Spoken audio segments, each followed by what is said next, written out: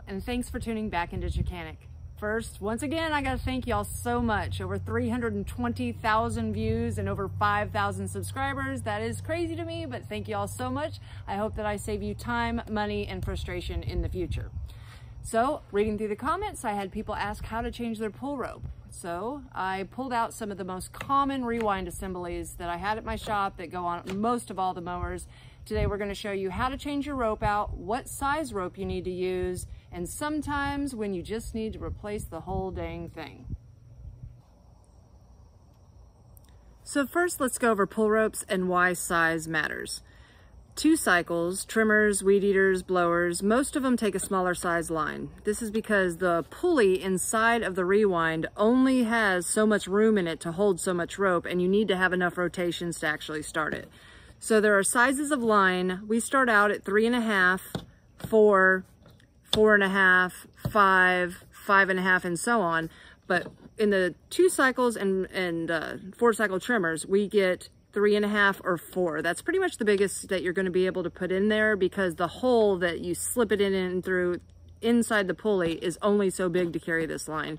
It usually doesn't fit 4.5 or larger. When it comes to your push mowers, generators, power washers, stuff like that, it's going to take a slightly bigger line. The push mowers, they'll take 4.5 to 5. The generators, they can go up all the way to 5.5. And bigger does not always mean better. When it comes to like generators, people want to put the largest rope they can find in there, and you really need to have the perfect size so it has enough rotations and fits in the pulley correctly. So about 5, 5.5 is usually what we put in there. So after you determine what size pull rope you need, then you need to determine how long it needs to be. Most backpack blowers, trimmers, weed eaters, hedge trimmers, they take about 36 inches. The walk behind mowers, anything that goes up on the handle, like it comes out of the engine and you'll have it in a little bracket on the handle, you'll want to have about 7 feet. If it's an engine that the pull rope is, the handle is right at the engine, like a generator or a pressure washer, it's 5 feet. So I'm only going to go over one of these because in theory these are pretty much all the same rewind, and these are what goes on everybody's mower. And once I show you how to do one, you'll be able to do any of these. So here's what we've learned so far if your pull rope breaks on your lawnmower. First, you're going to want to get size 4.5. Second, if it goes all the way up the handle, you're going to want to get 7 feet. If you buy a line from the store that comes pre-packaged with a handle, usually it already has the ends melted to where they're not going to fray out on you. If you haven't, and you went to a shop that cut it off a big line for you, you're going to want to burn the end, melt it really good so it won't fray on you, and wipe it to a point. Now you have your 7 feet of line. On one end, make a nut. If you want to make sure that it'll stay a little bit longer, you can get your lighter, melt it just a little bit. Okay, so the most confusion that people have when they're putting their pull rope back in is which way to turn the pulley so it will actually retract the rope back inside. So you have your eyelet on the outside. You see that it goes in this way, and it's spinning around that way. So here's where the eyelet is. The rope comes in this way, and when you pull your pull rope, it pulls the pulley this way. So you want that tension. You're going to go counterclockwise where it pulls the pulley and the rewind spring tight underneath. And you're going to keep spinning until it feels like you can't make another rotation. Okay, now be very careful and hold it tight or you'll let go of it and you will hurt your fingertips. Now, once you've gotten it to a point to where you do not feel like you can make another rotation without breaking something, you'll find there is a little hole inside the pulley, the rewind pulley, that you will put your pull rope through and make it come out that little eyelet on the outside. But what we're going to do to make it much easier for us to get the rope in there is we're going to find something long and skinny. And it's got all these holes in the top of the rewind and holes in the pulley. So once we line that up pretty good with the hole in the inside of the rewind and the hole on the outside, we're going to stick something through one of them holes. That way, if your hands are tired, you can take a step back and go at it. So now that we have that done, we're going to grab our rope. You've got your hole inside of your rewind. You're going to put your rope through.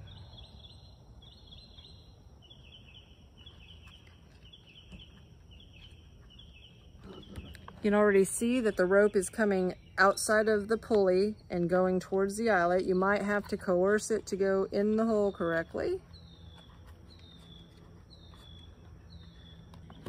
Once you get it through the rewind pulley and out of the eyelet, you can pull it all the way out until that knot is sitting inside of the rewind pulley like so. Now we're going to leave our tool in there to keep the pulley locked in place. And next we're going to put our handle back on. Now there's quite a few different kinds of handles. This one, it's got a big large opening in the inside. You're going to put it down the center. You might have to bend the end just a little bit so it'll work its way on out just like that. And pull it out.